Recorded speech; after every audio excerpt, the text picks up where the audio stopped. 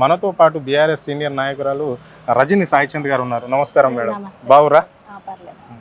చెప్పండి మేడం, ఎట్లుంది ఈ 1 ఇయర్ పాలన? ఏంటి మరి రేవంత్ రెడ్డి ఇచ్చిన 6 గ్యారంటీలలో ఎన్ని ఇంప్లిమెంట్ అయినాయి? ఈ రాష్ట్రంలో ప్రజలకు ఏ విధంగా అందుతున్నాయి అవి?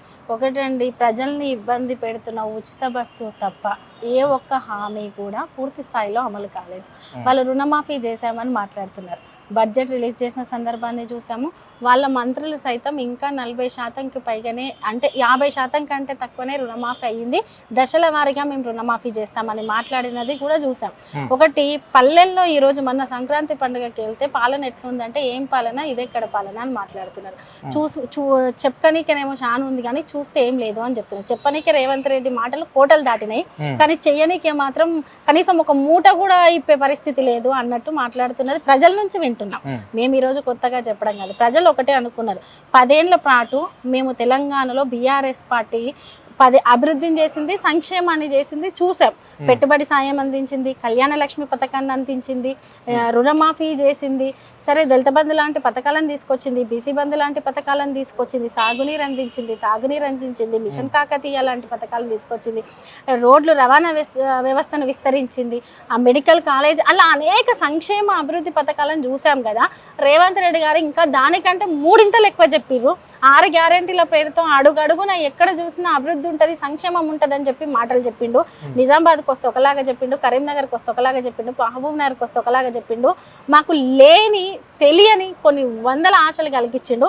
ఈ రోజు చూస్తే ఉన్న పథకాలను, ఉన్న సంక్షేమాన్ని కూడా గుంజుకుపోయే పరిస్థితిని, రాష్ట్రాన్ని ఆర్థికంగా దిగజార్చే పరిస్థితిని చూస్తున్నామని చెప్పి ప్రజలు ఏడుస్తున్నారు.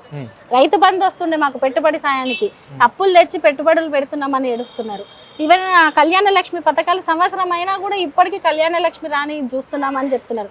కేసీఆర్ గారు కట్టించిన డబుల్ బెడ్రూమ్లకే రంగులేసి ఇస్తామని మాట్లాడుతున్నది చూస్తున్నాం. ఎంతసేపు కాంగ్రెస్ ప్రభుత్వము సమీక్షలు పెట్టుకోవడం తప్పితే ప్రజలలో వాళ్ళ పథకం అమలయ్యే పరిస్థితి లేదు అని ప్రజల నోటి నుంచి వింటున్నాం. ఈరోజు సంక్రాంతి ఫెస్టివల్ సందర్భంగా అంటే మా దగ్గరికి వచ్చిన మాకు అందిన వార్త ఇది, అంటే మగవాళ్ళకు మాత్రం డబల్ కిరాయి తీసుకురట, అది వాస్తవమేనా? ఖచ్చితంగా వాస్తవమే అండి. ఈ రోజు మహాలక్ష్మి పథకం తోటి మీరు పంపిస్తున్న బస్సులను చూడండి, ప్రైవేటు బస్సులకు ధీటుగా మగవాళ్ళకు ఛార్జీలు వసూలు చేసింది నిజం కాదా? మనం వెళ్దామా? బస్సులలో మగవాళ్ళు కొట్లాడుతున్నారండి. అంటే మీరు ఆడవాళ్ళకు ఫ్రీ ఇచ్చి ఆ ఛార్జ్ మా కుటుంబాల్లో ఉన్న మా మగవాళ్ళ చోటే వసూలు చేస్తారా అని చెప్పి కొట్లాడుతున్నారు. స్కూల్ పిల్లలకి బస్సులలో సీట్లు దొరకలేని పరిస్థితి, ఎగ్జామ్కి ఆలస్యంగా వెళ్తున్న పరిస్థితిని చూస్తున్నాం. అంతెందుకు లేడీస్ సైతం బస్సులలో కొట్లాడుకొని బజార్లోకి వచ్చి తిట్టుకుంటున్న సందర్భాన్ని చూసాం. ఇదెక్కడి ఉచిత బస్సురా నాయన, ఎవడు పెట్టమన్నాడు, ఎందుకు పెట్టమన్నారు అని చెప్పేసి నోటికి వచ్చినట్టు మహిళలే తిడుతున్నారు. కాబట్టి ఈ రోజు ఉచిత బస్సు సక్సెస్ అయిందని వాళ్ళు చెప్పుకుంటే వాళ్ళను మహిళలు ఇష్టం వచ్చినట్టే తిడుతున్నారండి. మహాలక్ష్మి పథకంలో మీరు చెప్పింది ఒక ఉచిత బస్సే కాదు కదా, మరి 2500 ఎక్కడికి పోయినాయి? గ్యాస్ సిలిండర్ ఎవరికి ఇస్తున్నారు మీరు 500కి? మీరు ఈ రోజు అంతే కదా, కరెంటు బిల్లు సంబంధించింది 200 యూనిట్స్ ఎవరికి ఇస్తారు, ఎక్కడిస్తారు? ఏదో తూతూ మంత్రంగా సర్వేల గురించి ఇందాక మాట్లాడారు అండి. మొదట మీరు సర్వే పేరుతో ఫామ్లు ఫిలప్ చేయించుకున్న ఫామ్లు ఎక్కడ పోయినాయండి? ఏ రోడ్ల మీద పడ్డాయి? ఈ రోజు మళ్ళీ కొత్తగా ఇళ్ల కోసం సర్వేలను మాట్లాడుతున్నారు. హైడ్రా పేరుతో మీరు విధ్వంసం చేసిన తర్వాత మీరు పంచి ఇస్తున్న ఇల్లు ఎవరివండి? కేసీఆర్ గారు కట్టించినాయి కాదా? కాబట్టి ఇది ఈ రోజు బీఆర్ఎస్ పార్టీ శ్రేణులుగానో నాయకులుగానో మేము చెప్పడం కాదు, ప్రజలకు అర్థమవుతుంది. మేము ఏ రోజు 10 ఏళ్ల పాలలో ఎరువుల కోసం ఇబ్బంది పడలే, నీళ్ల కోసం ఇబ్బంది పడలేదు, పెట్టుబడి కోసం ఇబ్బంది పడలే. ఎప్పుడు తెలంగాణలో 2 పంటలే పండేవి, అటువంటిది 3 పంటలు పండించినాం. మా పిల్లలకి ఎప్పుడు కాన్పులకు ఇబ్బంది పడ్డ సందర్భం చూడలే. కేసీఆర్ గారి కిట్ కావచ్చు, న్యూట్రిషన్ కిట్ కావచ్చు, లేదు కళ్యాణ లక్ష్మి, అంటే ఒకటి కాదు, అడుగడుగున అన్ని వర్గాలకు మేలు చేసే విధంగా 10 ఏళ్ల నిర్ణయం ఉండే. ఈ రోజు ఏం చెప్పిండు, ఏం చేస్తుండే, ఎవరి రేవంత్ రెడ్డి అని మాట్లాడుతున్నారు. సీఎం అంటున్నాడు అంటే అడుగడుగున బీఆర్ఎస్ నేతలే అడ్డుపడుతున్నారు ప్రజల దగ్గరికి, కాంగ్రెస్ పోకుండా అంటే అభివృద్ధి చేయకుండా. ఇప్పుడు లెక్చర్ల విషయంలోనే కావచ్చు, ఒక కంపెనీ తీసుకొచ్చి అక్కడ ఉన్న వాళ్ళకు ఉపాధి తెద్దామంటే, ఇప్పుడు దప్పూర్లో అయినా అదే విషయం జరిగింది, ఇక్కడ రమణపేటకు వస్తే ఆ విషయమే అదే జరిగింది. అంటే ఇప్పుడు రింగ్ రోడ్ విషయంకి వస్తే కూడా అడుగడుగున బీఆర్ఎస్ నేతలు వెనక ఉండి వాళ్ళ కార్యకర్తలతో ముందుండి అక్కడ ఉండే స్థానికులను పోగు చేసి కాంగ్రెస్ మీదకి తోలిస్తున్నారు, అడ్డుపడుతున్నారు, అభివృద్ధి చేయకుండా అడ్డుపడుతున్నారు. ఏడాది పాలన అదే జరిగింది. అయినప్పటికీ కూడా 9.5 సంవత్సరాలు బీఆర్ఎస్ పార్టీ అధికారంలో ఉండి అభివృద్ధి చేయండి, కేవలం ఒక 1 ఇయర్లో అభివృద్ధి చేసినాము అని చెప్పేసి గంట పదంగా ముఖ్యమంత్రి చెప్పాడు. ఆ ప్రజా ఉత్సవాలు కూడా ఈ రాష్ట్రంలో నిర్వహించడం అనేది జరిగింది, అది అందరికీ తెలిసిన విషయమే. దీన్ని ఎట్లా చూడొచ్చు? అత్యంత ఆశ్చర్యకరమైన విషయం ఏంటంటే సంవత్సర కాలంలో ఉత్సవాలు చేసుకోవడం అనేది దేశ చరిత్రలో మొదటిసారి. రైట్. ఒక 10 ఏళ్ల కాలం పాటు జరిగిన తర్వాతనన్నా లేకపోతే ఒక 5 ఏళ్ల కాలం తర్వాత జరిగితే మేము ఇది చేసినామని చెప్పుకొని ఉత్సవాలు చేసుకుంటే ఓకే, కానీ సంవత్సర కాలంలో అంటే వీళ్ళ పదవులు అనుభవించిన కాలాన్ని చూసుకొని ఉత్సవాలు చేసుకున్నారేమో మరి. అయితే ఎక్కడైనా ప్రజలు అభివృద్ధి జరుగుతుంటే ప్రతిపక్షం కావచ్చు ఇతర నాయకులు అడ్డుకుంటే ప్రజలు ఊకోరండి. ఈ రోజు ఫార్మా కంపెనీకి సంబంధించింది గత ప్రభుత్వమే మీకు 1200 ఎకరాలకు సంబంధించిన ల్యాండ్, 12,000 ఎకరాలకు సంబంధించిన ల్యాండ్ కలెక్ట్ చేసి పెట్టింది కదా. మరి దానికి సంబంధించినది అక్కడ ఫార్మా పెట్టకుండా మీరు లగచెర్ల దగ్గరికి ఎందుకు పోయారు? ఒకటి అక్కడ ప్రజలు వ్యతిరేకిస్తున్నారు. ప్రజలు వ్యతిరేకించిన తర్వాత మీరు ఆ ప్రాంతానికి ఇదే ముఖ్యమంత్రి గారు ఎమ్మెల్యేగా ఉన్నారు కదా, మరి మీ ప్రజలు కదా, మిమ్మల్ని ఎన్నుకున్న ప్రజలు కదా, ఆ ప్రజల దగ్గరికి మీరు ఎందుకు వెళ్ళి సమీక్ష నిర్వహించలేరు?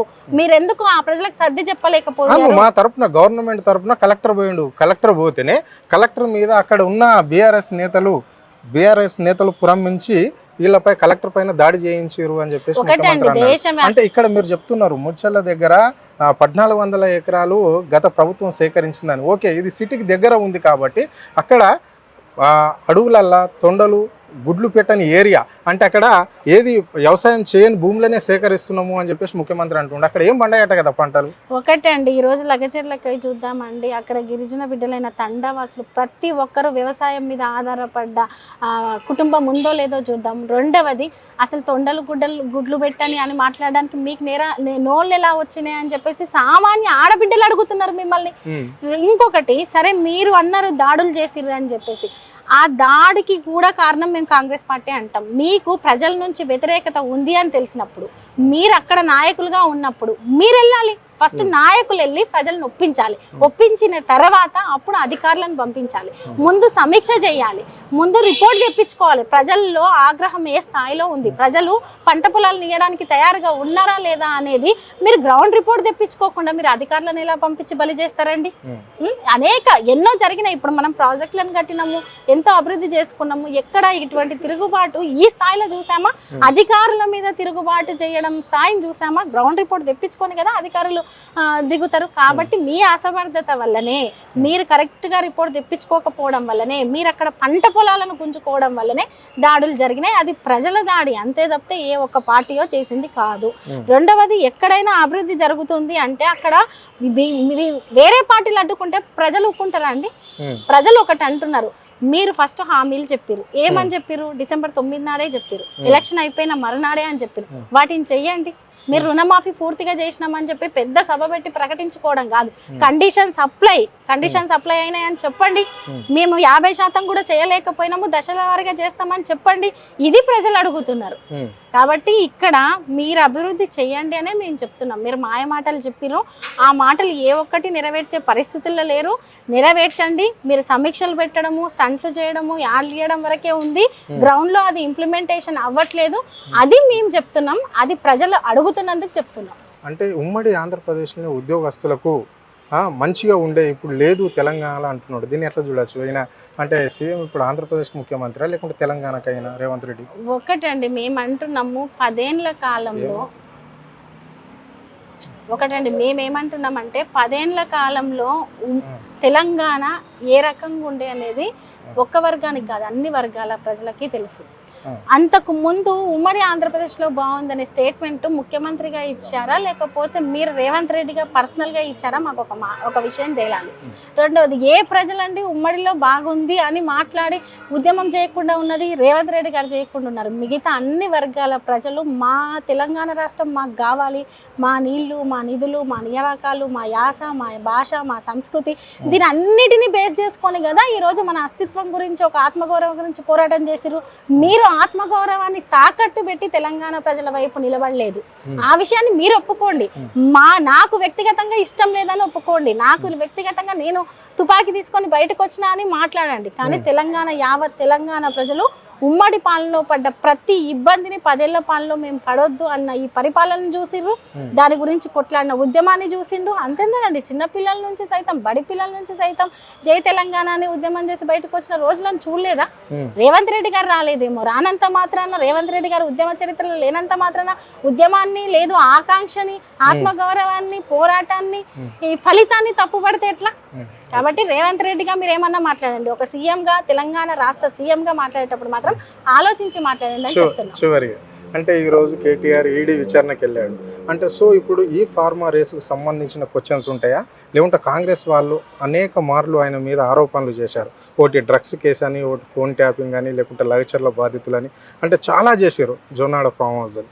అంటే ఎలా విచారణ ఉండబోతుంది, అన్ని కలిపి ఉంటుందా, లేకుంటే ఇది ఒకటి ఈ ఫార్మా మీద నడుస్తుంటుందా? ఒకటండి, ఈరోజు మన సిబిఐ విచారణ చేసి బయటకు వచ్చిన తర్వాత కూడా కేటీఆర్ గారు ఒకటే మాట చెప్పారు, 3 క్వశ్చన్లనే తిప్పి 30 సార్లు అడిగిర్రు, అది రేవంత్ రెడ్డి గారు రాసిచ్చిన క్వశ్చన్స్ ఉన్నట్టున్నాయి అని చెప్పారు.